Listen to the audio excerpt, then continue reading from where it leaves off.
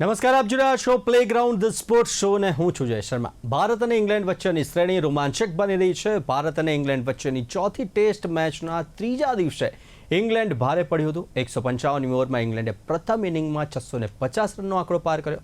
Washington સુંદરની ઓવરના છેલ્લા બોલ પર બ્રાઇટ કાર્સે એક જ રન લીધો હતો. આ રન સાથે ઇંગ્લેન્ડનો સ્કોર 650 રનને પાર કરી ગયો હતો. તો કોના પક્ષે રહેશે આ ચોથી ટેસ્ટ મેચ એ વિશે ચર્ચા કરીશું, અને આ ચર્ચા કરવા માટે આપણી સાથે સ્ટુડિયોમાં ઉપસ્થિત છે સ્પોર્ટ્સ એક્સપર્ટ અશોક મિસ્ત્રી. અશોકભાઈ, આપનું સ્વાગત છે. Thank you so much. અશોકભાઈ, આપણે ચર્ચાની શરૂઆત કરીએ. ચોથી ટેસ્ટ મેચ કોના પલડામાં રહેશે, પણ તે પહેલા એક જોઈએ રિપોર્ટ. ભારત અને ઇંગ્લેન્ડ વચ્ચેની ચોથી ટેસ્ટ મેચના ત્રીજા દિવસે ઇંગ્લેન્ડ ભારે પડ્યું. ભારતના બોલરોની પદોડી નીકળી ગઈ અને માંડ વિકેટો મળી તેમ કહી શકાય. બીજા દિવસે 2 વિકેટે 225 રનથી રમવાનું શરૂ કરતા દિવસના અંતે 7 વિકેટે પહાડ જેવા 544 રન ખડકી દીધા. રિટાયર્ડ હર્ટ થયેલા ઇંગ્લિશ કેપ્ટન બેન સ્ટોક્સ જરૂર પડતા ફરી બોલિંગમાં ઉતર્યા અને દિવસના અંતે 77 રન સાથે રમતમાં હતા. ઇંગ્લેન્ડે પોતાની ઇનિંગમાં ઝડપી બેટિંગ કરતા અત્યાર સુધીમાં 135 ઓવર્સમાં 4.02ના રન રેટથી 544 રન બનાવ્યા હતા અને ભારત પર દબાણ વધારી દીધું હતું. ઇંગ્લેન્ડે ભારત કરતા ત્રીજા દિવસના અંતે પ્રથમ દાવમાં 186 રનથી આગળ છે અને તેમની 4 વિકેટો હજુ પણ બાકી છે. ભારતે ઘણી ભૂલો કરી હતી. લોર્ડ્સ ટેસ્ટનો સફળ બોલર વોશિંગ્ટન સુંદરને ટીમમાં લેવા છતાંય છેક 69 ઓવરમાં બોલિંગ આપી હતી, જે ભારતને ભારે પડી હતી. તેને આવવાની સાથે જ પોપ અને બ્રુકની વિકેટો લઈને ભારતને ગેમમાં પાછા લાવવામાં સફળતા મેળવી. આ ઉપરાંત ભારતે શાર્દુલ ઠાકુર પાસે પણ ઓછી બોલિંગ કરાવી હતી. સિરાજ અને બુમરાહની 28 ઓવર્સની સામે શાર્દુલ ઠાકુરને માત્ર 11 જ ઓવર બોલિંગ કરવા મળી હતી. જોકે તેણે સૌથી વધુ રન આપ્યા હતા. કંબોજને 18 ઓવર્સ આપવામાં આવી હતી. ભારત તરફથી જાડેજા અને સુંદરે 2 વિકેટો ઝડપી હતી. બુમરાહ, કંબોજ અને સિરાજને એક વિકેટ લીધી હતી. તો ભારત અને ઇંગ્લેન્ડ વચ્ચેની આ ચોથી ટેસ્ટ મેચ હવે રોમાંચક બની રહી છે. અશોકભાઈ, ભારત અને ઇંગ્લેન્ડ વચ્ચેની આ ચોથી ટેસ્ટ મેચ સમગ્ર દિવસની રમતનો સાર કઈ રીતે કાઢી શકાય? કેવો રહ્યો ચોથો દિવસ બંને ટીમો માટે? ખાસ કરીને આપણે ત્રીજા દિવસની જો આપણે વાત કરીએ તો ત્રીજા દિવસે ઇંગ્લેન્ડના બેટર્સે ભારત કરતાં ચડિયાતી બેટિંગ કરી. ભારતના બોલરોએ પ્રયત્નો કર્યા છતાં પણ કોઈ પણ રીતે સફળતા મળીને ઓફકોર્સ વિકેટો મળી, પણ એ વિકેટો લેવામાં ઘણા બધા રન લોટાવી દેવામાં આવ્યા. there are plenty of runs have been conceded on day 3. એટલે ક્યાંક એમ કહી શકાય કે ભારતના બોલર્સ નબળા પડ્યા અને ઇંગ્લેન્ડના બેટર્સ જે પ્રમાણે બીજા દિવસે બેટિંગ કરી હતી એ પ્રકારની ફાસ્ટ બેટિંગ એ લોકો ત્રીજા દિવસે પણ કરી શક્યા અને ભારત ઇંગ્લેન્ડના સ્કોરને એક મજબૂતી તરફ લઈ ગયા. હવે અહીંયા બધી વસ્તુ જોઈએ આપણે તો ભારતના બોલરો ક્યાંક ને ક્યાંક એમની ઓછી સ્પીડને કારણે અથવા તો ઓછી આક્રમકતાને કારણે વધારે પડતા જે ચેન્જીસ થતા હોય છે, બોલિંગ ચેન્જીસ જે જરૂરી હતા એવા થયા નહીં. કન્સિસ્ટન્સી એક જાતની બોલિંગની જ રહી, જેના કારણે ઘણા બધા પ્રશ્નો ઊભા થયા અને ક્યાંક ને ક્યાંક બેટર્સ જબરદસ્ત પ્રદર્શન કરતા ગયા. અને જે રન્સ બન્યા છે અથવા તો જે લંચ સુધીની આપણે જો વાત કરીએ તો 311 રન આપણને ઓલરેડી આપણા ઉપર છે, એટલે કે ઇંગ્લેન્ડ પાસે લીડ છે એટલો. એટલે ક્યાંક ભારત ડિફેન્સિવ સ્થિતિમાં લાવી દીધું અને ખાસ કરીને ભારતનું ડિફેન્સિવ સ્થિતિમાં આવવાનું મુખ્ય કારણ એની બોલિંગ ડિપાર્ટમેન્ટ છે. કોઈ પણ બોલર એટલો ઇફેક્ટિવ સાબિત ના થયો કે જે પોતે 10 વિકેટો સામેની ટીમની લઈ શકે. એટલે કે આપણે દરેક વખતે વાત કરતા હોય કે 10 વિકેટ સામેના ટીમની લેવી જોઈએ. તો ક્યાંક હું માનું છું કે ભારત આ પર્ટિક્યુલર ટેસ્ટ મેચમાં બેકફૂટ ઉપર જ રહ્યું અને ત્રીજા દિવસે પણ બેકફૂટ ઉપર હતું અને ચોથા દિવસની શરૂઆતમાં પણ પરિસ્થિતિ કંઈ એનાથી સારી થઈ નહીં. એટલે ઓવરઓલ જોવા જઈએ તો ભારતનું જે પિક્ચર તમે જુઓ તો 357-58 રન આપણે કર્યા, એની સામે એ લોકોએ એટલા બધા 669 રન્સ એ લોકો બનાવ્યા, 311નો એ લોકોએ લીડ લઈ લીધો. એટલે આ રીતે જોવા જાઓ તમે તો ત્રીજો અને ચોથા દિવસ લંચ સુધીની આપણે વાત કરીએ તો I think they have turn the upside down અને પોતાનું બાસ્કેટબોલ ક્રિકેટ કઈ રીતે રમી શકાય, જે રીતે બેન સ્ટોક્સ ગઈકાલે ફરી પાછા આવ્યા, તો I think they have done બિલકુલ ફ્રેમવર્ક પ્રમાણે એમણે કામ કર્યું છે અને ભારતની ટીમને તમામ મોરચે એ લોકોએ ડિફેન્સમાં લાવી દીધી છે. એ તો ચોક્કસ વાત કહી શકાય છે. અશોકભાઈ, હવે ભારતની સ્થિતિની હાલની વાત કરીએ તો ભારતની સ્થિતિ ચોથા દિવસે કફોડી થઈ હોય તેમ કહી શકાય. ઇંગ્લેન્ડે પોતાની સ્થિતિ વધારે મજબૂત બનાવી દીધી અને બોલિંગ ડિપાર્ટમેન્ટની વાત કરીએ તો અને બોલિંગ ડિપાર્ટમેન્ટમાં સદંતર નિષ્ફળ ગયું હોય તેમ કહી શકાય. પહેલી વસ્તુ તો બોલિંગમાં નિષ્ફળ ગયા અને એટલા માટે તો 669 રન એ લોકોએ ફટકાર્યા. 311 રનનો એ લોકોએ આપણી પાસે લીડ પણ લઈ લીધો. અને જે રીતે લંચ પહેલાંની આપણી રમતની જો આપણે વાત કરીએ તો હું માનું છું કે ભારતની પરિસ્થિતિ બહુ જ ખરાબ થઈ ગઈ કે જે બંને ઓપનિંગ બેટ્સમેન પણ આઉટ થઈ ગયા અને એ પણ એક પણ રન બનાવ્યા વિના. તો લંચ સુધીની સ્થિતિ એ પ્રકારની છે કે ભારત પાસે 311 દેવું છે અને બાકીના જે ખેલાડીઓ છે એટલે લંચ સમયનો જે સ્કોર આપણે જોઈએ તો 1 રન બન્યો છે અને ભારતે 2 વિકેટ ગુમાવી દીધી છે. એટલે ભારત એ ધીમે ધીમે હાર તરફ અત્યારે ધકેલાઈ રહ્યું છે.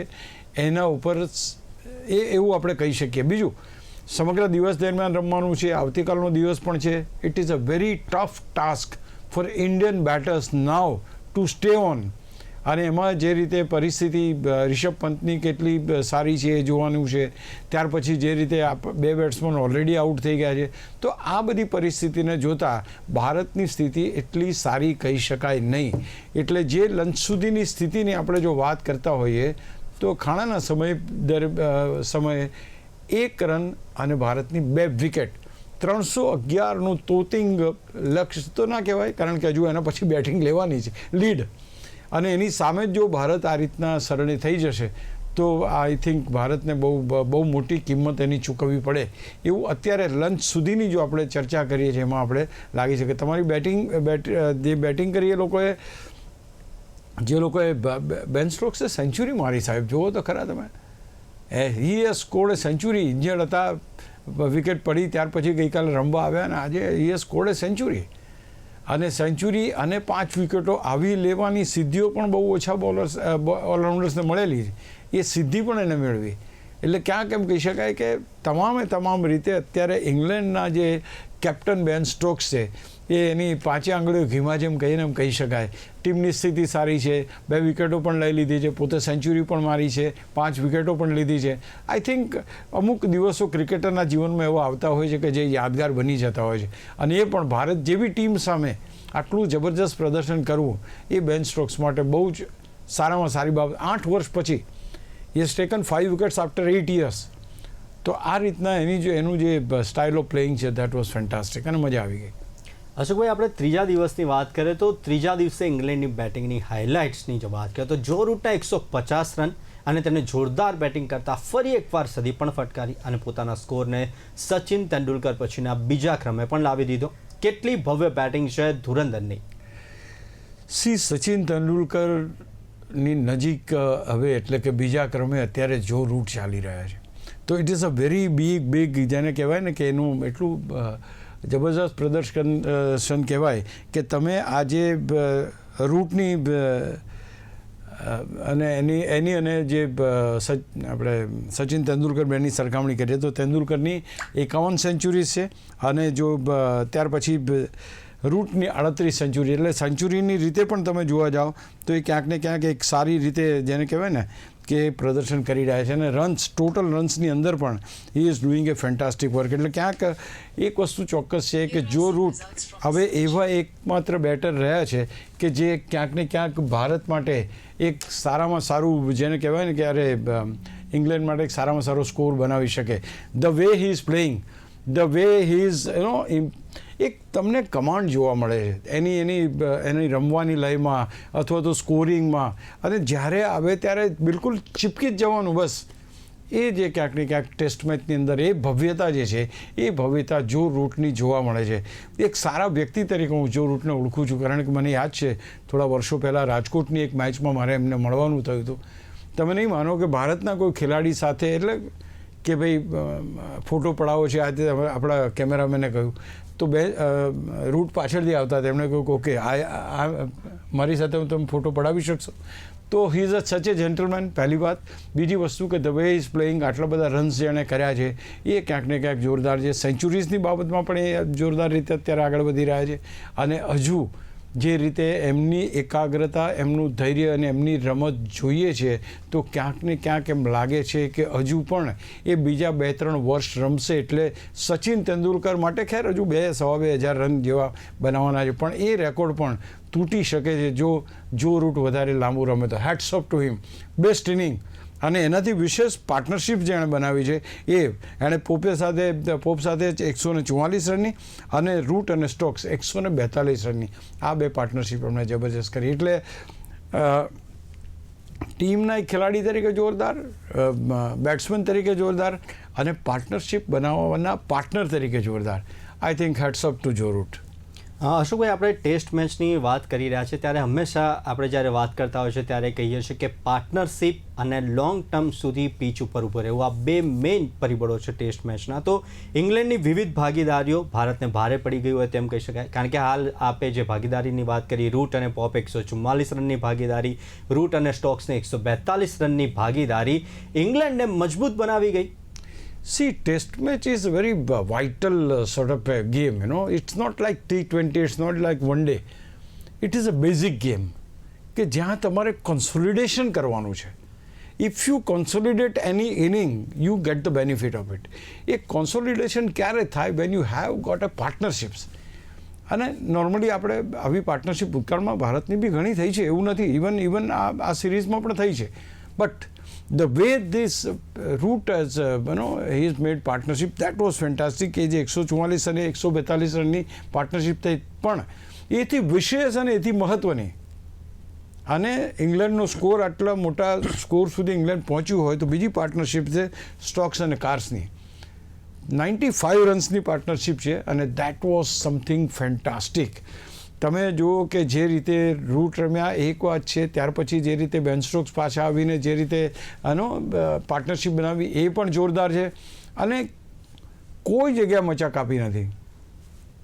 ફાસ્ટર્સ હોય કે સ્પિનર્સ હોય, દરેક બોલર્સને એટલી સરસ રીતે રમ્યા છે કે આજના મીન્સ કે લંચ પહેલાંની એમની જે બેટિંગ જોવા મળી એમાં તમામ વસ્તુ, જ્યાં સારી ડિલિવરીઝ હતી તો એમણે એને સન્માન આપ્યું છે અને બાકી સિક્સર મીન્સ કે ચોગ્ગા છગ્ગા પણ ફટકાર્યા. તો કહેવાનો મતલબ છે આ 3 કે 4 પાર્ટનર, અને જે પહેલી પાર્ટનરશિપ બની ક્રાઉલી અને ડકેટની, ધેટ વોઝ ધ ફાસ્ટેસ્ટ.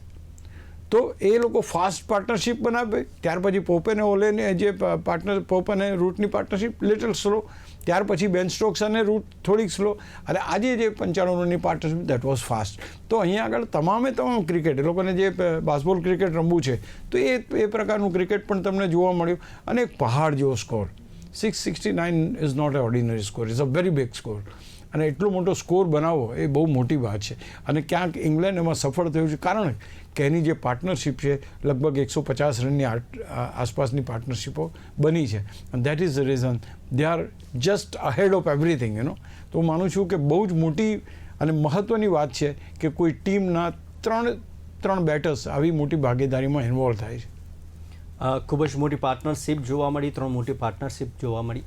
તો વાત કરીએ હવે શાર્દુલ ઠાકુર અને વોશિંગ્ટન સુંદરની. તો શું કહી શકાય અશોકભાઈ કે શાર્દુલ ઠાકુર અને વોશિંગ્ટન સુંદર કેપ્ટનની ગુડ બુકમાં હવે નથી રહ્યા, કે સુંદરને છેક 69માં બોલિંગ આપવી અને ભારત માટે કેટલું ઘાતક સાબિત થયું?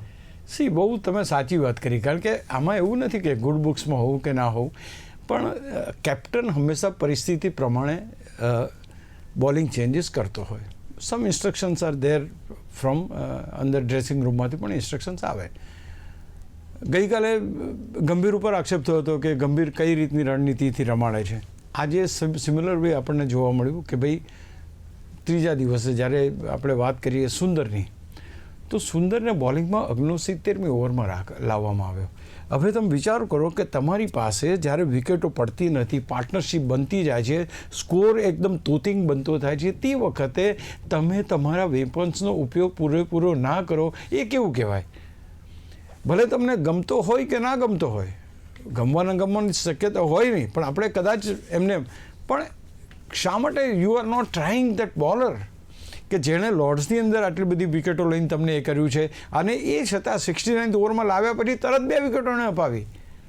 દે આર પ્રૂવિંગ યુ રોંગ. તો શુભમન ગિલે આ જે રીતના ડિસિઝન્સ લે છે, હું માનું છું કે જ્યારે પાર્ટનરશિપ બનતી હોય, પ્રોગ્રેસ તે વખતે બધા જ વેપન્સનો ઉપયોગ કરી લેવો જોઈએ. બિલકુલ સાચી વાત છે કે તમારા સ્ટાર બોલર્સ અથવા તો વિકેટ ટેકિંગ બોલર્સ તમારા મોહમ્મદ સિરાજ અને બુમરાહ છે, તમે એને આપો બોલિંગ, એનો ના નથી. કંબોજને તમે ઓછી બોલિંગ આપી. અને બીજું સૌથી મહત્ત્વનું વાત એ છે કે કંબોજ અથવા તો જે અત્યારે કંબોજ ખાસ કરીને એને જે વિકેટ લાવવામાં આવે, 125-127ની સ્પીડે બોલિંગ નાખે છે. હવે આ બોલિંગ ઉપર ઇંગ્લેન્ડના બેટ્સમેનોને માત કરવાનું કોઈ બહુ મોટું એ નથી. એટલે ક્યાંક even Shardul Thakur no doubt કે એને રન્સ વધારે આપ્યા 5-6 ઓવર નાખી એમાં, but that is not the end. તમારી વિકેટો જ્યારે નથી પડતી, તમે 28 ઓવરો બુમરાહ અને સિરાજ પાસે નખાવો છો, તે વખતે શાર્દુલ ઠાકોરને વચ્ચે લાવવા જેવો હતો, સુંદરને વચ્ચે લાવવા જેવો હતો. Why you are not bringing those players? તો હું માનું છું કે આ બધી વસ્તુમાં ખેર બધા અનુભવે બધી જ વસ્તુનો ખ્યાલ આવતો હોય છે. અહીં આગળ કદાચ એક લખેલી રણનીતિને લઈને કદાચ શુભમન ગિલ ચાલતા એવું બની શકે. અનુભવે શું કરવું અથવા તો કઈ રીતના બોલિંગ ચેન્જીસ કરવા. અરે મેં તો એવા દાખલા જોયા છે કે કેપ્ટન પોતે બોલિંગ નાખે અથવા તો બોલર ના હોય એને બોલિંગ કરવા આપે કે ભાઈ ચાલો એક તારાથી ટ્રાય કરી લઈએ, કંઈ વિકેટ મળે છે. 8 બોલરો નો ઉપયોગ કર્યો હોય એવી ઘણી બધી ઇનિંગો છે કે વિકેટ ના પડે તો 8 બોલરો બોલિંગ નાખે. તો હું માનું છું કે he should have gone for it. Shardul ઠાકોરે ક્રિટિસાઇઝ કરે છે, અને વેન હી વોઝ જ્યારે પત્રકાર પરિષદમાં બોલી રહ્યા, શાર્દુલ ઠાકોર કહે તો ભાઈ કેપ્ટનના હાથમાં જે કેપ્ટન આપે એટલી મારે બોલિંગ લેવાની. This shows the frustration of A player. તમે એમ કહો છો કે અમે બધા પ્લેયર્સને સારી રીતે રાખીશું, એ કરીશું. નો, ધીસ ઇઝ ધ ફ્રસ્ટ્રેશન. તમે ટીમમાં ખેલાડીને રમાડો છો ને એને ઓવર્સ જ નથી આપતા, તો it is something which one cannot expect. Jasu પટેલને આજથી વર્ષો પહેલાં જ્યારે એણે રેકોર્ડ બનાવ્યો એને બોલિંગ નહોતી આપી. પછી લંચમાં જ્યારે કીધું ભાઈ આને બોલિંગ કેમ નથી આપતા, લીધો છે શા માટે મેચમાં, તે વખતે એને બોલિંગ આપવામાં આવે, ત્યાર પછી છે આપણી પાસે ઇતિહાસ છે. તો ક્યાંક ને ક્યાંક આ બધી બાબતો ટેસ્ટ ક્રિકેટમાં બહુ મહત્ત્વની હોય છે, અને એ કેપ્ટન ઉપર આધાર રાખે. કેપ્ટને 11 જણાને એક આંખથી મીન્સ કે સમાન જ જોવા પડે. આઈ મીન એ ગમતું ન ગમતું એમાં ના થવું જોઈએ, નહીંતર ક્યાંક ને ક્યાંક તમે આપણે પિક્ચરમાં જોઈએ છે ને, પેલા ધોનીના પિક્ચર હોય, પેલા કપિલ દેવના પિક્ચરમાં કે ભાઈ મદનલાલ માગીને બોલિંગ દે, બની શકે. ઘણીવાર કેપ્ટન એ રીતે પણ એ કરે. તો ક્યાંક એની જે relations with the players should be in such A way કે જેથી કરીને બધાને સરખો ન્યાય મળે. અને ખાસ તો ભારતના બોલર્સ વિકેટો લઈ શકતા ના હોય તે વખતે વોશિંગ્ટન સુંદરને લાવ્યા હોત તો ફેર પડ્યો, એ ફેર સાબિત થયો. એટલા માટે આ વસ્તુ બહુ મહત્ત્વની બની જાય. અશોકભાઈ, ખાસ કરીને જો બેન સ્ટ્રોકની વાત કરીએ તો બેન સ્ટ્રોક્સનું ઇજાગ્રસ્ત થવું અને ફરી પછી પાછું આવવું ને પાછું રમવું, અને આ રમવામાં આવ્યા ત્યારે ઇંગ્લેન્ડ માટે કેટલું લાભકારક નીવડ્યું? See you look at this man, આપણે રિષભ પંતની વાત કરી હતી. રિષભ પંત જે રીતે પાછા આવ્યા, બોલ્ડ, બહુ જબરજસ્ત ડિસિઝન હતું, ને he has scored half century. Ben Stokes has scored a century. ઈજામાંથી પાછા આવ્યા પછી એમ લાગ્યું કે ચલો હવે તો ઇંગ્લેન્ડની ઇનિંગ પતી જશે. ના પતી, બહુ રન માર્યા એ લોકોએ. આપણે જેને કહીએ કે 669 એટલે બહુ મોટો સ્કોર માર્યો. પાર્ટનરશિપ બનાવી, કારસે સાથે 95 રનની પાર્ટનરશિપ બનાવી, અને એણે પોતે 141 રન્સ હી હેઝ સ્કોર્ડ, અને એ પણ 198 બોલમાં. એટલે જે એનો સ્ટ્રાઇક રેટ છે એ બી સારો. તો see, captain knows what he can do. આ એક કેપ્ટન ઇનિંગ છે આની, એમાં કોઈ બેમત નથી. મેં તમને કહ્યું એ પ્રમાણે 141 રન એણે માર્યા, પાર્ટનરશિપ એણે બનાવી, 5 વિકેટો એણે લીધી, શાનદાર કેપ્ટનશિપ કરી, અને જે સ્થિતિમાં અત્યારે ઇંગ્લેન્ડ લાવીને મૂક્યું છે, આ બધામાં બેન સ્ટોક્સ 100% ઇન્વોલ્વ છે. તો માનું છું કે એની ઇનિંગ, એનું રમવાનું, એની century, everything is in line with the requirement of the team.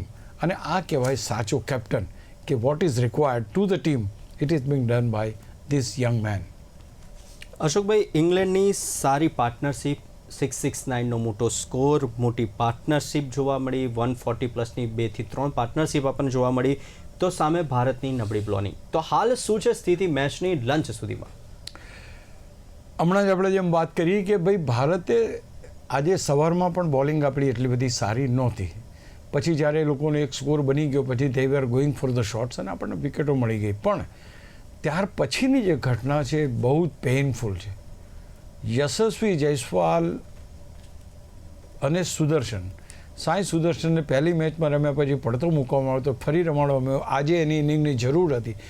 આ બંને ખેલાડીઓ કોઈ પણ સ્કોર બનાવ્યા સિવાય આઉટ થઈ ગયા છે. ભારત માટે એટલી ખરાબ સ્થિતિ અત્યારે સર્જાઈ છે લંચ સુધીમાં કે ક્યાંક ને ક્યાંક એક રનમાં ભારતની 2 વિકેટનું જવું એક શું સંકેત આપે છે એ ખબર નથી. મેચ લાંબી ચાલશે કે કેમ? મેચ ભારત કેટલા રન મારે તો ફરી ગેમમાં આવી શકે? દે રિક્વાયર મોર દેન 500 રન્સ. એ શક્ય નથી. તો ક્યાંક આ બધી પરિસ્થિતિઓ વચ્ચે પંતનું આપણને નથી how serious he is, whether he is going to bat or not. 5મી ટેસ્ટમાં તો નથી રમવાના, પણ અત્યારે આવશે કેમ એ પણ એક સવાલ છે. તે વખતે તમારી ટોચની 2 વિકેટોનું જવું અને પહાડ જેવો લક્ષ્ય 311 રન લીડ, નોટ લક્ષ્ય, લીડ લઈને અત્યારે આપણે ચાલી રહ્યા છે, એમાં માત્ર 1 રનમાં 2 વિકેટો ગુમાવી દીધી છે. એટલે આ મેચ ધીમે ધીમે ઇંગ્લેન્ડના પક્ષે જઈ રહી છે એમ કહી શકાય.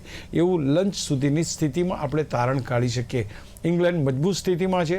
હજુ તો 311નું દેવું આપણે ચૂકતે કરવાનું છે અને ત્યાર પછી જે રન થશે એ ઇંગ્લેન્ડ માટે ટાર્ગેટ બનશે. એટલે કેટલું બનશે, આપણે 311 પાર કરીશું કે નહીં, એ આપણને આજના દિવસમાં જોવા મળશે. તો અશોકભાઈ, 311ની લીડ છે અને ભારતની 2 વિકેટો 0 રનમાં ગઈ હતી. એટલે કે જે રીતના આપણે પણ કહ્યું કે હવે આ ધીરે ધીરે જે ચોથી ટેસ્ટ મેચ છે તે ઇંગ્લેન્ડના પલડામાં જઈ રહી છે. કહી તો ના શકાય, પરંતુ આ ક્રિકેટમાં કંઈ પણ થઈ શકે છે. જોવું રહેશે કે આ ચોથી મેચ છે તે કોનો પોઈન્ટ વધારે છે. અશોકભાઈ, આપ અમારી સાથે ચર્ચા કરવા માટે જોડાયા તે બદલ ખૂબ ખૂબ આભાર. Thank you so much. તો આવી જ રીતના દરેક સ્પોર્ટ્સ ઇવેન્ટના પ્રિવ્યૂ, રિવ્યૂ, એનાલિસિસ અને ડિસ્કશન માટે જોતા રહો પ્લેગ્રાઉન્ડ ધ સ્પોર્ટ્સ શો. નમસ્કાર.